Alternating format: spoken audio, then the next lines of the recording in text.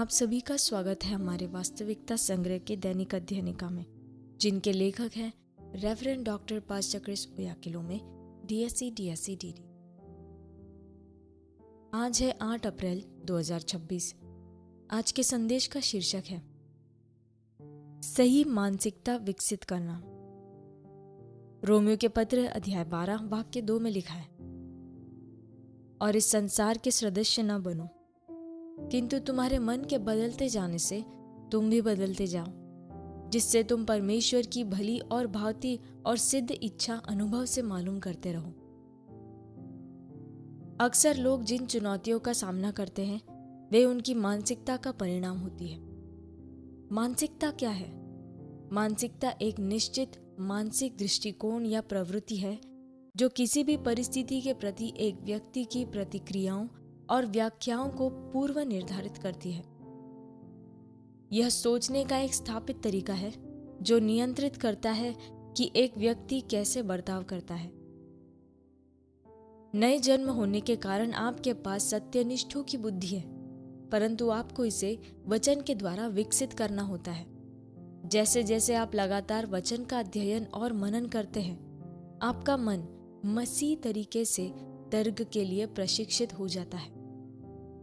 आप जीवन, विजय और फलवंतता के लिए सही रूप से प्रोग्राम हो जाते हैं। हालांकि आपका वातावरण भी एक महत्वपूर्ण भूमिका निभाता है। एक गलत वातावरण जो नकारात्मक और सांसारिक प्रभाव से भरा होता है, अंततः आपकी मानसिकता को आकार देगा।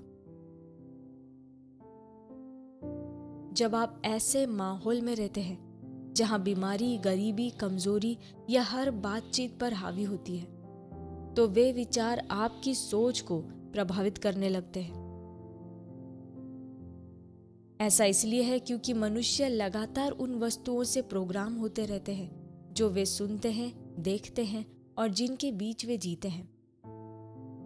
आज आप जिस तरह के हैं वह आपके जीवन के उन पिछले वर्षों में प्राप्त प्रोग्रामिंग का परिणाम है। आपका वातावरण और जिस प्रकार की जानकारी आपने स्वीकार की, उसने आपके वर्तमान मानसिकता को योगदान दिया। इसलिए सही आत्मिक वातावरण चुनना आवश्यक है। एक ऐसा वातावरण जहां आपका मन लगातार परमेश्वर के वचन से प्रभावित और नवीनीकृत होता है। हमारा शुरुआती शास्त्र हमें प्रक्रिया दिखाता है। अपने शरीर को परमेश्वर के लिए जीवित बलिदान के रूप में प्रस्तुत करें और फिर अपनी बुद्धि को बदलें। परमेश्वर के वचन को अपने पुराने सोचने के तरीके को प्रतिस्थापित करने दें। अपने विचारों को परमेश्वर के विचारों से बदलें। अचानक आप पाएंगे कि कुछ विचार और अभिव्यक्तियां उससे नहीं मिलती है कि जो अब आप हैं। आपने परमेश्वर के सोचने के तरीके को अपना लिया है और उसके वचन को अपनी मानसिकता को आकार देने दिया, जिसके परिणाम स्वरूप एक मेटामॉर्फोसिस हुआ है। आपकी स्थिति और संपत्ति में एक पूर्ण परिवर्तन। यह परिवर्तन आपको परमेश्वर की सिद्ध इच्छा को साबित करने और जीने में सक्षम करता है, क्योंकि आपके विचार उनके विचारों के साथ मेल में रहते हैं।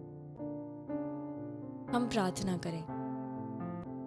प्यारे पिता, आपके वचन के द्वारा मुझे सत्यनिष्ठ की मानसिकता प्रदान करने के लिए धन्यवाद। मेरे विचार आपके सत्य के साथ मेल खाते हैं। मैं सांसारिक अनुरूपता को इनकार करता हूं।